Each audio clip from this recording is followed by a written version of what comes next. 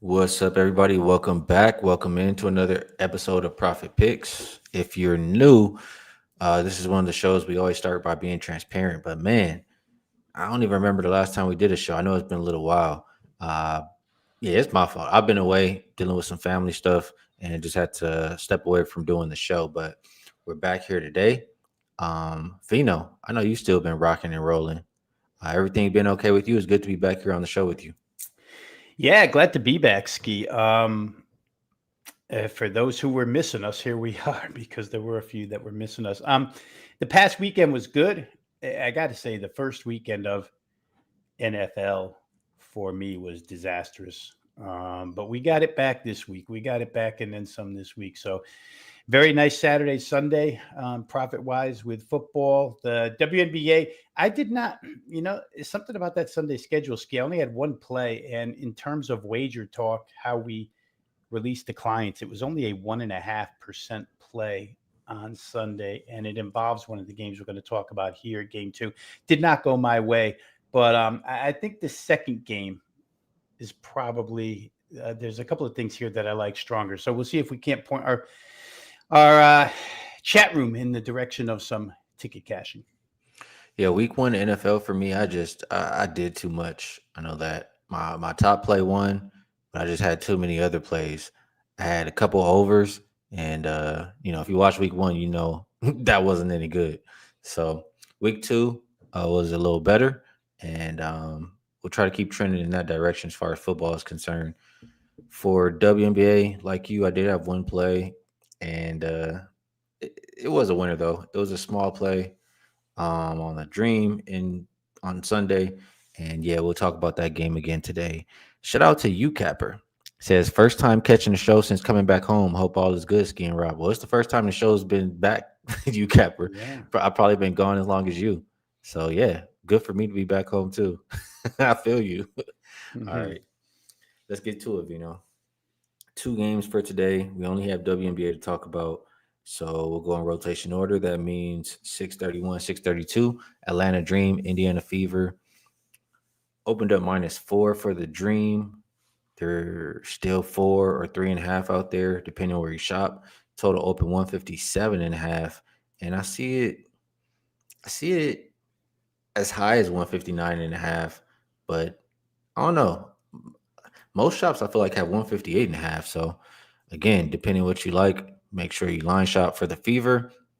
I mean, we know the season long injuries they've had, right? CC, Sophie, Harry, Sid, Dantas is also, I believe, out. Let me just double check. I think Dantas is still out. Yeah, Dantas is out, but I believe Bibby is in for this one. So a lot of injuries for this Fever team.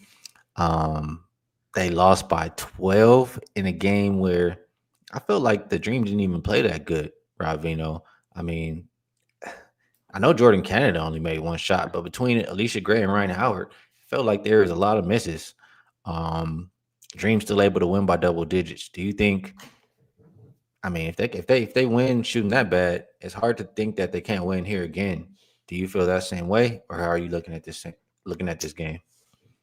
Yeah, well, I will tell you that Sunday I had the dream team total over 83.5. They got to 80 despite the shooting woes that you just talked about, Ski. The combination of Ryan Howard and Alicia Gray were 11 for 33. So 33% between those two. On top of that, Jordan Canada 1 for 8. So that's 12 for 41. Not really good. And they still got to 80 despite all that, which is promising for the direction that I played tonight. I did play over the total 158.5. As you said, it seems to be more, or there seem to be more outlets, at least on our odds logic screen, that show 58.5 than 59. So I think you can definitely get a 158.5, but I also expect Indiana to shoot a little bit better here too, despite the injuries. I mean, they've played without that said group of players for quite a while now. Indiana did not play well, other than Kelsey Mitchell had 27, her usual self. You expect her to show up all the time.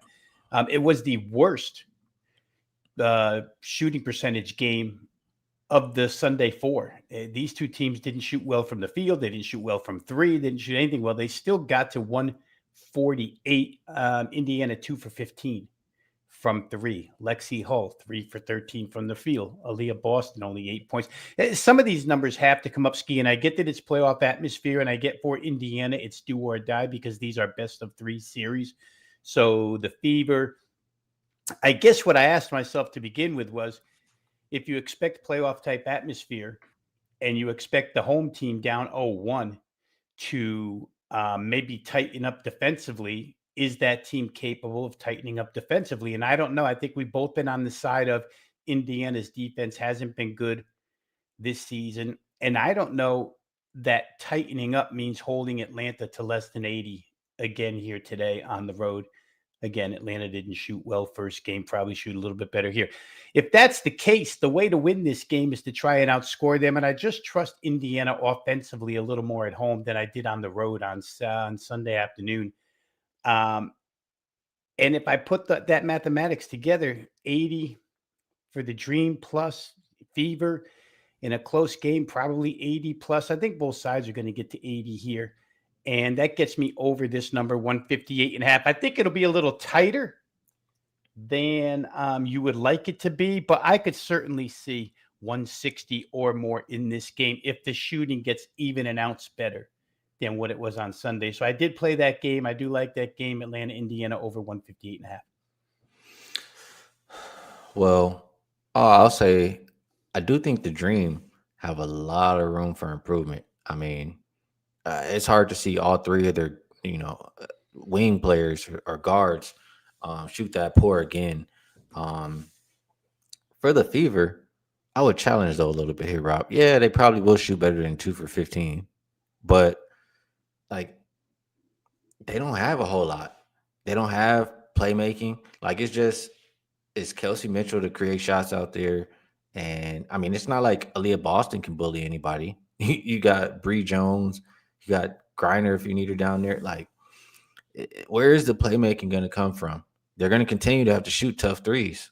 That's how I see it. And you look at the Dream, that's been a strength of theirs all season long. They're number one as far as defending above the break three. They're number one, as far as opponent 3-point percentage above the break three. They're not going to get the shots aren't going to get any easier for the Fever tonight. Yeah, they shot poorly. Yeah, they're going to be at home. Could be enough to make more than two, but I don't think the Fever have enough. I agree with a couple comments here in the chat. I think if you do like the Fever, you probably want to get in and get out. Just hope that energy with the home crowd and is enough to carry them because to what Kenny Clutch is saying here and what we were saying too, the Fever just don't have the talent. He says half the players are picked up off the street. Yeah, look at everybody they're missing for the season. They just don't have it. So I agree with Jeff B here. He says Atlanta was an over team on the road for most of the season. I think Atlanta team total, I could get behind that for sure. But I struggle to think the Fever, can handle their side for a full 40 minutes. Team total, before I pass it or ask you if you have anything else here, Rob, team total for Atlanta is 81. I feel like in the games they've won, especially on the road, they've definitely cleared the 81 number. You just have a little bit more faith in the Fever than I guess. But you can't talk me off the 81, right?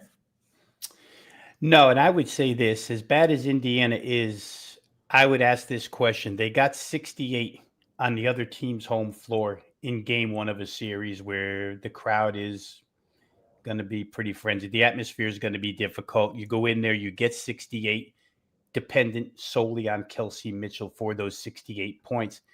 At home, can you bump that to 74? Can you score 6 more points? Can you shoot better than 2 for 15 to get six? Because if you do, and you get to 74 and you like the Atlanta over, then asking for 85, 74 is not that big of an ask if you're talking to me. Atlanta got 80 doing zero with their big three. You mentioned it. For them to get to 80, from 80 to 85, I don't think is that big of a deal here. So I felt like the home team will at least give me a decent effort here tonight.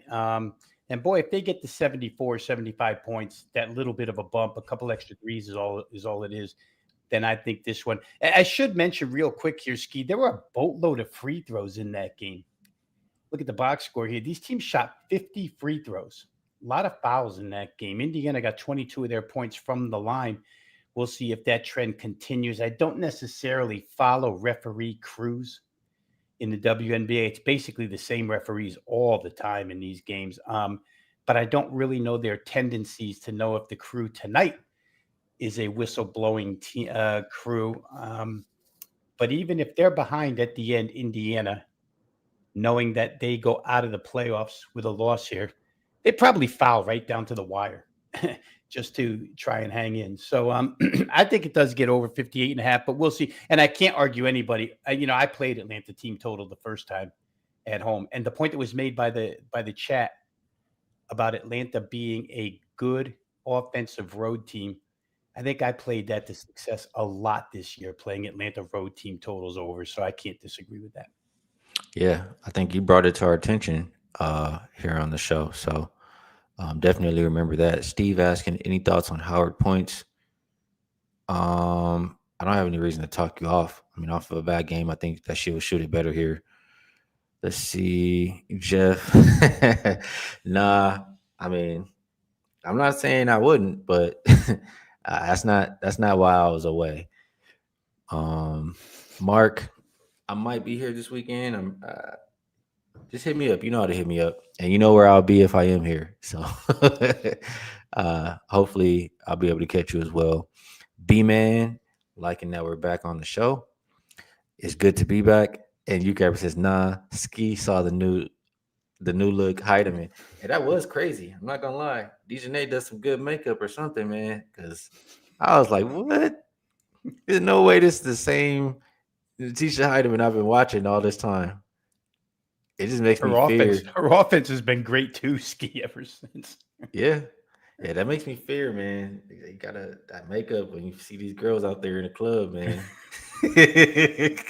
Better watch out. Makeup in them club lights, you better watch out. But let's go to the next game. 6:33, 6:34. Las Vegas and Seattle. And let's get back away from team total. This one opened up -6 for Vegas. And it's doing the same thing it did in game one, right? Didn't it go down? It says pretty much 4.5 everywhere. Total went from 161.5, or didn't really go anywhere. It's sitting right there. And I don't see anybody on the injury report. So Vino, I'm gonna ask you a little bit because I was I was a little occupied. Had a lot of stuff going on, but I was following halfway. It just seemed like the Storm never really like were they even interested in the game, or were the Aces just that dominant defensively? Or I mean, I know the Aces have been playing well; they've won 17 in a row, but the Storm looked kind of pitiful. What was your opinion on that game, and any opinion on or what you saw will translate to this one? Well, I'll say one general thought on Las Vegas's offense is their three-point shooting has been amazing as of late. I think they made 22 against LA in a Sparks we don't care anymore effort last game of the season. The Sparks went all out and won that game, their second to last game to stay alive in the playoffs, only to have Seattle come back and win their game. So the Sparks were eliminated and they had to play Las Vegas. But Las Vegas needed that game to get the 2 seed from Atlanta. And I think they made 22 threes that night. They made 14 more opening round of the playoffs. Everybody is shooting on this team right now. It's unbelievable. And Asia Wilson she's been unstoppable for 2 months now. So from an offensive standpoint, it's hard to keep up with the Aces right now. And we know that to me, the Storm, and again, it kind of happened in that game. Um, they have a tendency to go cold at times. They can be really, really hot for a half, 50 plus for a half, and then they can be ice cold, score 29 in the second half. They're just that up and down of a team. So the steady consistency of Las Vegas offensively is scary, even on the road here. It's again these game two switch venues. So the Seattle venue will definitely be a tough atmosphere, but Las Vegas seems to be playing through everything right now. Now, those who got to the opener took 6. I think we're down to 4.5 at this point in time. In fact, you have the graphic up 4.5. I don't know. I'm not willing to take 4.5 even at home with Seattle. Knowing the tendency to, to not shoot well. Now, one thing is, Nneka had a horrible game in game one. Can she bounce back? Not so sure if she does or not, but she had been playing really good down the stretch. Gabby Williams has not been playing well offensively. I don't know. A lot of questions offensively about Seattle for me. So if I had to play side, I would lean toward Las Vegas. And I don't know that they could be slowed down, Skee. I mean, I'm trying to look now. I see what the total is. I'm going to look for the team total because I did not play this game. Team total 82.5. They seem to be getting that by mistake. I don't know. I'm all in on Las Vegas right now. I know this freight train at some point has to end um, with a loss somewhere. Maybe it doesn't, but right now I'm not willing to step in front of it. I'm not willing either. I mean, Storm. I'm with you, Capper. Said they need to. They got to blow it up. Like the games they're supposed to win, they don't. They've been poor at home all season long. They're just. I don't know. They're just so mediocre to me. Um, the coach should probably go too. I'm not a big fan of Noel Quinn. Not a whole lot to like for the Storm. Both of these teams, probably the two of the more. I mean, at least the Aces prior to these 17 games, these two teams were more two of the more inconsistent teams. But Storm have just continued that inconsistency. So I can't bet against the 17 game win streak here. Aces are just rolling, coaching advantage, all that good stuff. They're just not at home. And that doesn't even mean too much with how bad the Storm have been at home for me. So Aces are nothing. I do think if anything is going to change, the Storm were a solid defensive team all year long. They just gave up 100 points. I mean, if you're going to play prideful, it has to be on that end. Like, I trust the Storm defense 1,000 times more than I trust their offense. So, lean under, lean aces. Anything else on this one? Oh, before I forget, because I already kind of forgot, let me just answer this from Greg. We'll talk about it more tomorrow. Says, how are you handling your Mercury future down a game in the first series? I mean, when I made that bet, it was what, probably 2 months ago. And it was me thinking, I like what I see from the Mercury right now. They have a big three, and I was saying they could have a chance to get there, depending how the bracket shakes out, etc. They're on the same side as the Lynx, so I'm not feeling good about the future at all. I was hoping we can get to the finals and maybe have hedge possibility, etc., etc. I do think the Mercury still can win this series, especially with Brianna Stewart being hurt, but my thought process was if I can take the Mercury plus 1800, why can't I take the Lynx to win 2-0 in this series minus what was it 290? So that's kind of how I already have covered the bet by making that. I think the Lynx blew them out in the first game. I think they'll at least win as double digit favorites tomorrow. That's what I did. That's the answer. Vino, um, yeah, it's either aces or under for me. Anything else for you on this game? I'll just backtrack just to, the season history of these two teams, Ski. There's a couple of moves here that went really, really good for one side and went really, really bad for the other side. For Seattle, since they acquired Brittany Sykes, it's been downhill. She had no points.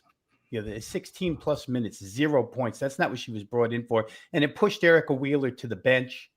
And Erica Wheeler, really, other than the game winner that she had to put them into the playoffs, has not been the same player offensively. And on the other side, Becky Hammond put Jewel Lloyd on the bench, and guess what happened? We win 17 in a row with Jewel Lloyd coming off the bench and being a better player offensively for sure. This also would be Jewel Lloyd back in Seattle. If you're a prop player, maybe in a playoff type atmosphere, you'd want to back Jewel Lloyd tonight. I don't know what her points total is, but just a couple of things that these teams did to try to make themselves better. One team got better, the other side didn't. My bad there. Yeah, I got you. I must. I don't want to get too involved here. I'm trying to get to some of these comments as well. My screen froze for a little bit, but I'm good Mm. here. I think that's it for me here, Rob Veno, today. Only two Yeah. games. We talked about them, what, for 20 minutes? I think it's about that time to wrap it up. So before we go to best bets, let me see if I still know how to do some of these things. It is $5 Tuesday. So you can go to my page, you can go to Rob's page, you can go to UCapper's page, anybody's page. They should have a top play up for $5. And if I'm not mistaken, they're doing something new where, any bet that goes today, if you have a package up, should be $5. Or if you want to get ahead of the NFL, college football, Rob probably has something up already for one of those sports for the weekend. And on top of that, or outside of that, we'll put this up really quick. Weekend Warrior. This weekend, get every football play from your handicapper of your choice for Saturday and Sunday. It includes any 5% release, only $49. And as a bonus, we'll also include any Monday night football. So those are the two promos that we have right now. Vino, I'll pass it to you for the best bet segment, and I'll ask you if there's anything else you'd like to promote. And do you have, any of those $5 packages up? I do. Right now, it's a WNBA, and there's going to be, Ronald, it's going to be there's going to be a football play released as well this afternoon. So you'll get a couple of, like Skee says, now they're allowing multiple $5 play packages. So you can go multi-sport. I did last week with a college football play. The second promo there, I think, is dead. That thing ran this weekend, but just as well because I think the new promo Skee is flex picks again. So we No. don't want to get ourselves in trouble by trying to promo flex picks. But if you're interested in flex picks, obviously up and available, wagertalk.com. Let's get to best bets here real quick because I do think, I stated why. I think the Indiana Atlanta game is going to get over the total. It just seems like a low total to me, 158.5 with these two teams. Atlanta capable of reaching 90, Indiana capable of doing a little bit better than 68 now that they're on their home floor. Both teams capable of shooting better than what they did in game one. So I think the friendliness of the arena helps Indiana a little bit here. Tonight, we get up and over 158.5 in the Dream Fever game. Good stuff. And I'll keep looking. I did hit my top plays in week 1 and week 2 of NFL. I just did a lot of traveling, and so I'm a little slow to get to week 3. So I'm gonna look over it today, see if I can get one up for an early $5. For people to take advantage of $5 Tuesday with it.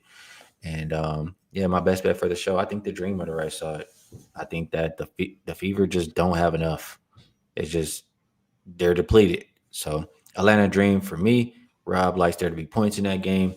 It's been great being back on the show, talking these games out with you, Rob Veno. I appreciate you taking the time to do that. Everybody in the chat, good to see you guys back as well. Great people and great cappers, and we all just try to help each other win. So always want to let you know you're much appreciated. We'll be back again tomorrow. We have 2 more WNBA playoff games to talk about, and just putting it out there. Thursday we will talk some Thursday night football. Maybe if we feel like it, we'll talk some college football, and Friday we'll talk all that good stuff, basketball, football, and just see how we can get paid. So good to be back. As Casey said, hit the like button on the way out. It helps us out quite a bit. Subscribe if you want to know when we go live, and we'll catch you guys on the next show.